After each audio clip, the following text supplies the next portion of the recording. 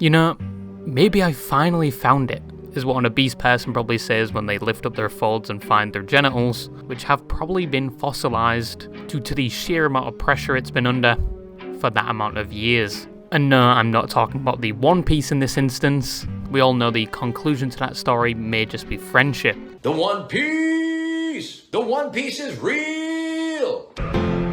Can we get much? But no, I'm talking about a quest I've been on. A quest that has had many sleepless nights, had me clawing at my eyes at the things I've seen, and secondhand cringe that has almost made me instinctively grab a 12-gauge shotgun. And that is the West community. More specifically, a West community for a show. I've looked at Jujutsu Kaisen, I've looked at My Hero Academia, the My Little Pony franchise, with their semen-encrusted figurines that have an AoE effect that do 2 hit points per second. But no, I think I've found the West animated or West TV show community. I can finally put down my staff and robe and tell you what the West TV show / animated shows community is. With a long look at the community in this video, being self-explanatory of why it's the West community, worse than My Hero Academia and worse than Jujutsu Kaisen currently. And that is the Hazbin Hotel community. When I say you are fucking 20 guys before lunch, you say, yes, Valentino. When I say you... Not the voice breaking! Blake, why do you have to do such a good job with voice acting? Oh my god. Got me. Yes, Val. Go. Where's my goddamn fucking fly swatter? Where is it? Into the thick of it! Into the thick of it! Believe me, I've not seen a community rival My Hero Academia in terms of the pure amount of second-hand cringe I got looking into the community. It was like being shocked with 1,500 volts constantly. But if you don't know what Hazbin Hotel is in general, I often get it confused with the Hell of a Boss animation because of the similar art style, but I just recently found out it's in the same universe. But a little reminder we all remember is when 10 months ago there was a small controversy where a YouTuber spent $50,000 on the animation for a music video where he decided it was his prerogative to have the plot of that music video being a self-insert of him being sexually assaulted and stalked by one of the characters of Hazbin Hotel. $50,000 for a fantasy where one of the characters loves him, and even some softcore to go along with it. They even drew him some abs. This is the community we're looking at, but there actually was a positive of that music video where a lot of people went to support the music that was in the music video, because it was fairly unpopular for how much of a banger it was. But that is the one and only good thing that came out of that community. But Hazbin Hotel was released in October of 2019, and only currently has 1 season to it, whilst its counterpart Hell of a Boss has 2 seasons to it. Yes, it started in 2019 and they finished in 2024, just for season 1. The only time I've seen spacing worse than that is between you and the opposite gender. But obviously animation takes time, and probably having to deal with Amazon was a hell in its own, and Hell of a Boss was used to sustain the fans over that long waiting period. But despite that fact, it still has a cult following. With me dead from your poison! Vivian Madrano, look at me, look at me. You can kill any other character. Do not kill Angel Dust, please. He's been through enough. I want him to be happy, but whatever means necessary. If he's the one that dies in the show, I'm not watching it anymore. I'm done. Wish that they had something to live for tomorrow. Oh. Come on. You can't be serious.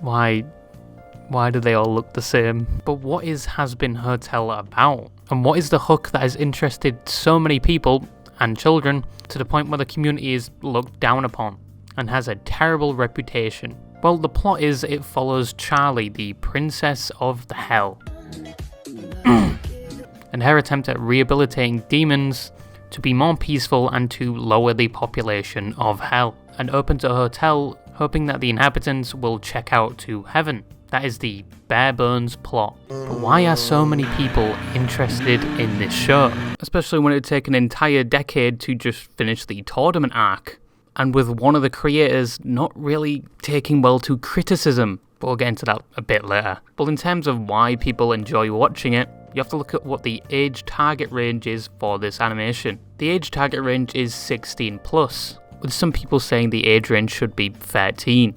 But wouldn't you be happy to know that most of the fans are children? Yes, the milk-sucking, happiness-reducing, money-spending little bundles of joy. don't worry, I'm booking my vasectomy tomorrow. But this comes across as a problem, as with Hazbin Hotel and its counterpart, Hell of a Boss, are very explicit, and also sexually explicit. Adam, sir.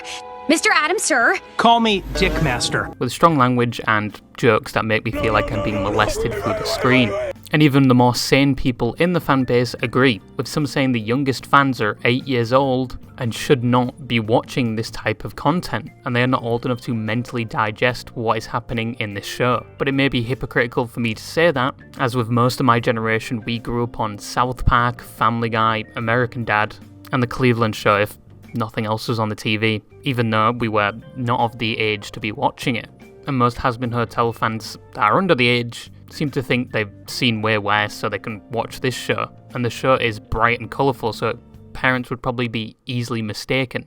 So if you really care about what your children are watching, make sure you actually look at what they're watching. It could be plastic explosives wrapped like a new dog, but it's still plastic explosives. And even though it is aimed towards like teenagers and stuff, it's worrying to see that drawing books are available for it. Obviously made by third-party companies, but they aim the drawing book at the age of 8 to 13, which may solidify the opinion that people think this animation is for kids, or they just haven't done their research. You better have what I want. I don't say please. If you want to with me.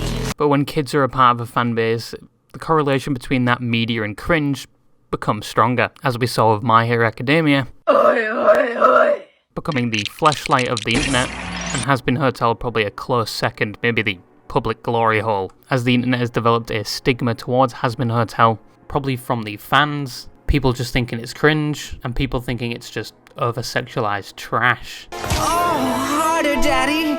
Son! And to be honest, there is a slight bit of truth to that. As I've said before, the more kids you have in a fan base, the more cringe it's probably going to be, as most adults tend to keep their interests to themselves, and kids being more vocal about their interests on platforms like TikTok, Twitter, and Instagram. And in most scenarios, people outside the community and sometimes in the community would view that as cringe. And I don't think kids expressing and having fun online is cringe. It's just a majority of the time they lack self-awareness, which a majority of the time the cringe comes from. But then you have the over-sexualization, and it was not hard to find in this community. Specifically for Blake, in episode 1, when you had to record the voice lines for the sex scene, for the sex tape, were you ever embarrassed when you had to do the, like, yes, daddy, and moaning? This person is not. A simple look on a platform, I'm talking one search, and it was already staring back at me.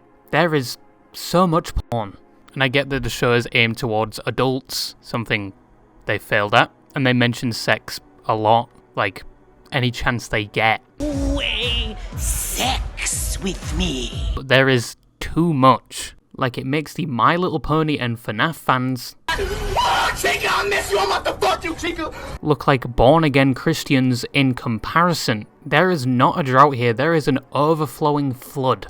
We've got thirst traps, we've got animations, we've got drawings that go into the same level of depth as Picasso. Like, there's just so much, it at least takes a terabyte of the Rule 34 servers. But apart from the over-sexualization by the fanbase, the only other reason that people on the internet have a strong grudge against this animation seems to be due to the fact that kids are watching it once again, and people holding the opinion they are way too young to be watching a show like this. And watching the show myself, yes, I received a lethal dose of gamma radiation and need to be promptly tested with a Geiger counter. But watching it, I can see why people like it, at least for the adults. No, not you.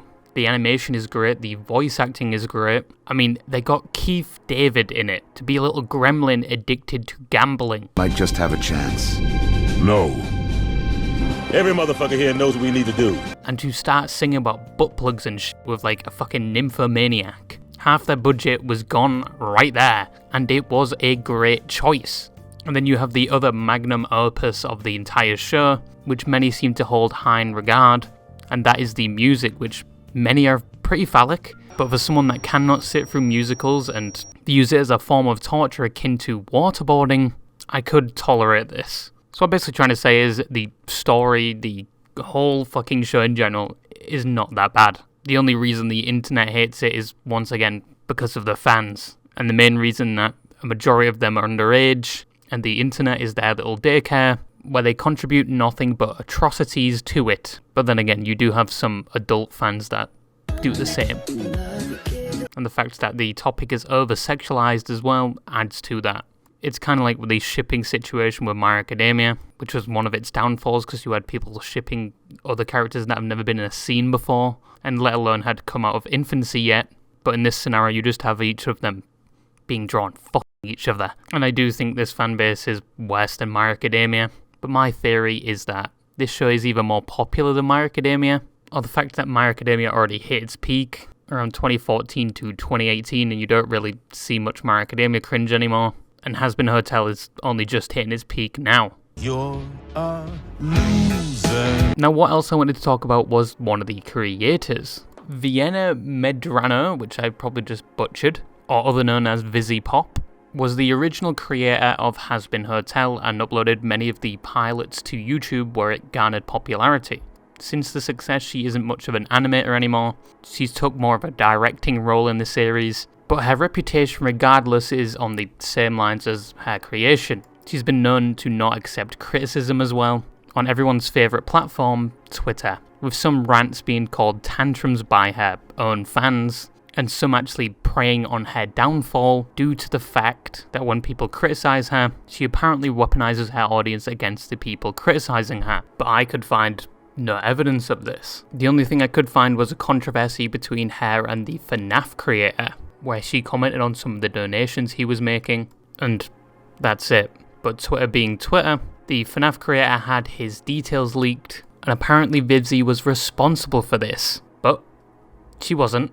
In fact, his details were leaked far before she even made that tweet, and it was in fact her details that were leaked by the Five Nights at Freddy's fanbase, because she was saying some unsavoury things about the creator. Another criticism piled against her is that she's into zoophilia and bestiality, all sourcing from artwork she made about 10 years ago, something she publicly denounces and has apologised for in recent years, and no longer draws those type of things. But the one thing you can say is true about her is her perception towards criticism. There are a long list of tweets where she talks about criticism and how she can indeed take it, and that she hates that people say she can't take it. But a long list of tweets and replying to almost all the comments, "I'm sorry buddy," kind of proves their point. And another controversy involving criticism was when one of the creators of Digital Circus took a poke at her saying, this is our show if it was made by the creator of Hell of a Boss.